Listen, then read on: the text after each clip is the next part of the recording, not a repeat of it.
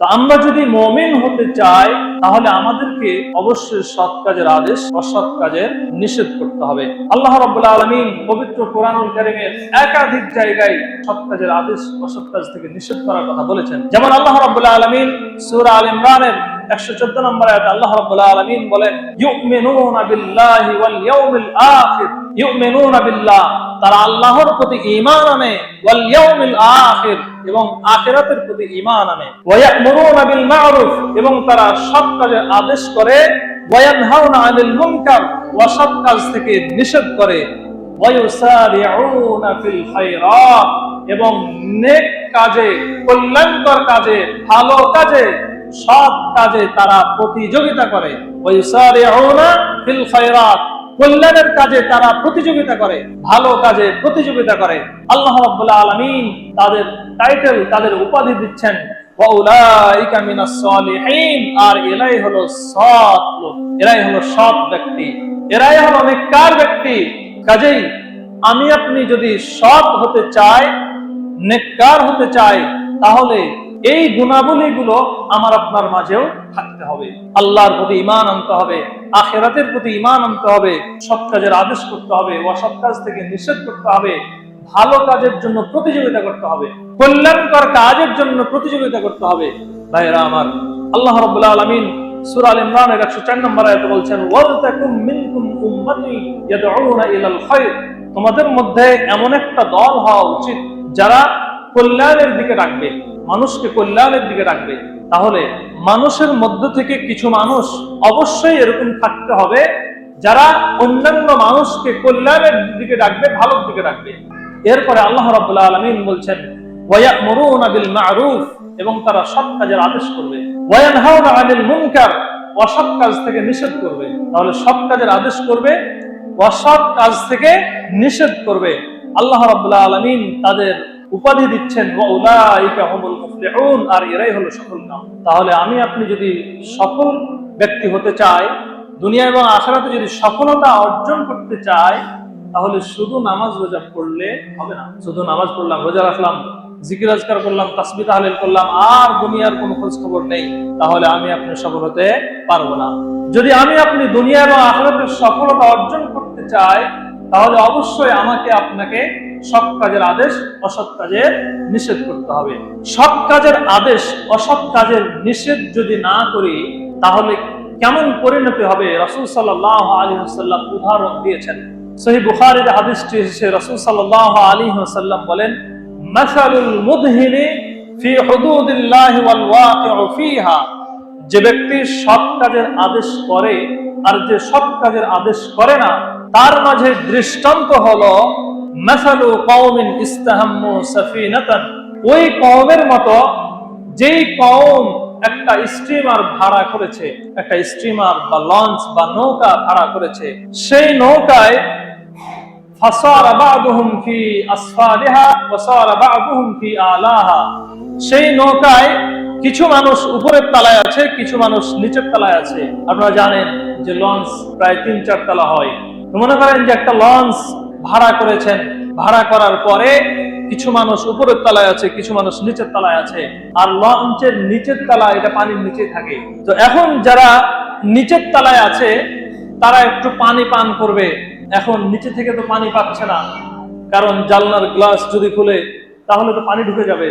এজন্য নিচের তলার মানুষ উপরের তলায় যাচ্ছে পানি নিয়ে আসার জন্য।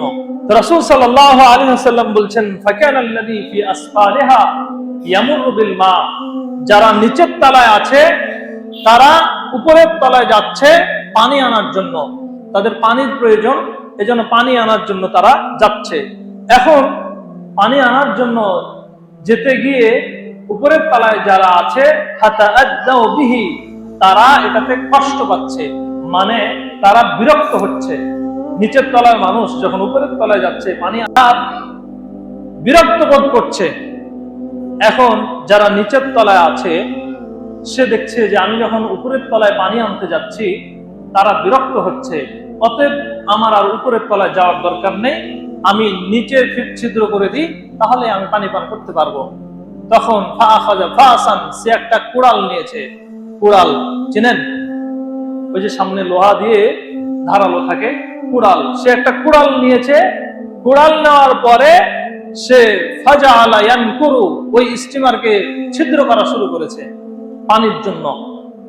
রাসূল সাল্লাল্লাহু আলাইহি ওয়াসাল্লাম বলছেন, উপরের তলায় যারা আছে তারা ওই ব্যক্তির কাছে গেল, যাওয়ার পরে তাকে জিজ্ঞাসা করলো যে তুমি এরকম কেন করছো, মা আলাকা, তোমার কি হয়েছে? উপরের তলায় আরো অন্যান্য যারা রয়েছে তারা, যিনি ওই স্টিমারকে ছিদ্র করছেন, তার কাছে গিয়ে জিজ্ঞেস করছেন যে আপনি এরকম ছিদ্র করছেন কেন, আমরা তো সবাই ডুবে মারা যাব। তখন ওই ব্যক্তি বলছে যে আমি যখন উপরের তলায় যাই তখন তোমরা বিরক্ত হও, তোমরা আমার প্রতি কষ্ট নাও, মনে কষ্ট করো, মনে কষ্ট নাও। আর ওয়ালা বুদ্দালি মিনাল মা, আর আমার জন্য পানিও আবশ্যক, পানি লাগবে। এখন আমি যখন উপরের তলায় যাচ্ছি তোমরা বিরক্ত বোধ করছো, আর পানিও আমার লাগবে, পানি তো আমি নিচে পাই না, তাহলে আমি কি করব? এখন আমি বাধ্য হয়ে ওই স্টিমারকে ছিদ্র করছি, ফুটা করছি। রাসূল সাল্লাল্লাহু আলাইহি ওয়াসাল্লাম বলছেন, যদি তারা তার হাত ধরে না নেয়, যদি তাকে বাধা না দেয়, তাহলে তারা নিজেরাও ডুববে, তাকেও ডুবাবে। ওই ব্যক্তিকে যদি বাধা না দেয়, এখন অন্যান্য যারা রয়েছে স্টিমারের মধ্যে তারা যদি বলে যে না, সে তার কাজ করছে, করুক গা, এখন যদি একথা বলে তাহলে কেউ বাঁচবে? কেউ বাঁচবে না।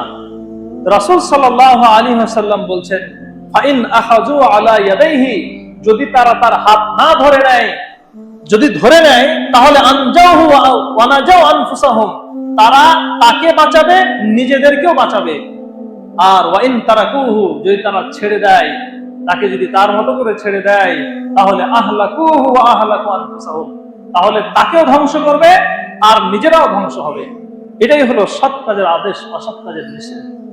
আপনি আমি যদি সৎ কাজের আদেশ, অসৎ কাজের নিষেধ না করি, তাহলে অন্যায় দেখলে যদি বাধা না দেই, তাহলে যে অন্যায় করছে সেও ধ্বংস হবে, আমি আপনিও ধ্বংস হব, আমার আপনার উপরেও বিপদ আসবে।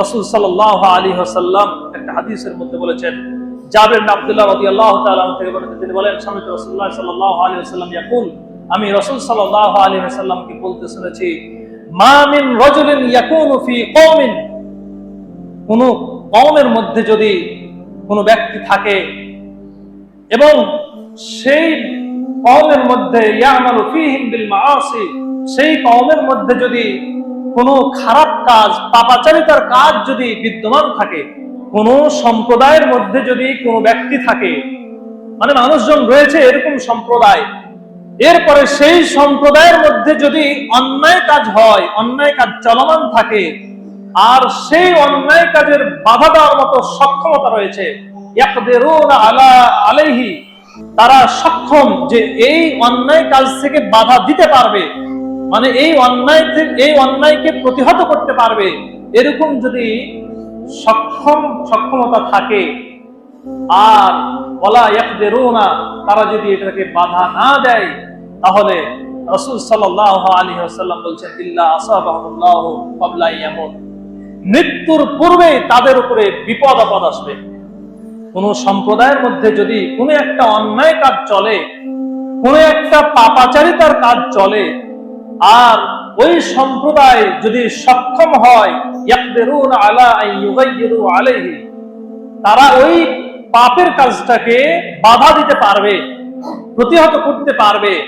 এখন যদি ওয়ালা ইউগাইয়িরুনা ইল্লা আসাবাহুল্লাহ, যদি তারা বাধা না দেয়, সক্ষমতা সত্ত্বেও যদি অন্যায় কাজের বাধা না দেয়, তাহলে ইল্লা আসাবাহুল্লাহ ক্বাবলা আন ইয়ামুতু, রাসূল বলছেন মৃত্যুর পূর্বে তাদের উপরে বিপদ আপদ আসবে।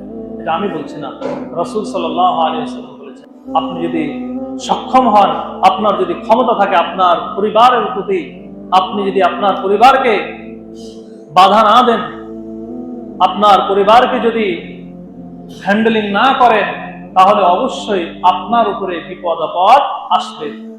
এরকম বিপদ আপদ অসংখ্য মানুষের উপরে এসেছে, অসংখ্য মানুষ।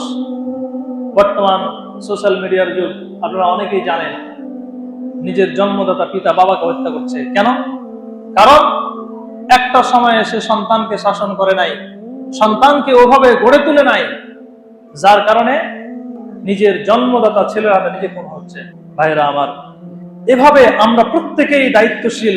আমি একজন মসজিদের খতিব, আমারও দায়িত্ব রয়েছে। আমার দায়িত্বের ব্যাপারেও আমাকে আল্লাহ রাব্বুল আলামিন জবাব দিবেন, আমারও জবাব দিবেন। রাসূল সাল্লাল্লাহু আলাইহি ওয়াসাল্লামকে যখন মেরাজের রাত্রিতে উপরে উঠানো হচ্ছিল, রাসূল সাল্লাল্লাহু আলাইহি ওয়াসাল্লাম বলেন, রাআইতু লাইলাতা বি, যখন আমাকে উপরে উঠানো হচ্ছিল আমি কিছু লোককে দেখলাম, তুকরাজু শাফাহুম বিমাকারিজ মিনান নার, যাদের ঠোঁটকে আগুনের কেচি দ্বারা কাটা হচ্ছে। রাসূল বলছেন, মেরাজের রাতে যখন আমাকে উপরে উঠানো হচ্ছিল তখন আমি এমন কিছু লোককে দেখলাম যাদের ঠোঁটকে আগুনের কেচি দ্বারা কাটা হচ্ছে। তখন আমি জিব্রাইলকে বললাম, ইয়া জিব্রাইল মান হাউলাই, হে জিব্রাইল, এরা কারা যাদের ঠোঁটকে আগুনের কেচি দ্বারা কাটা হচ্ছে? তখন জিব্রাইল আলাইহিস সালাম বললেন, হাউলাই খুতাবা মিন উম্মতিক, এরা হলো আপনার উম্মতের খতিবগণ।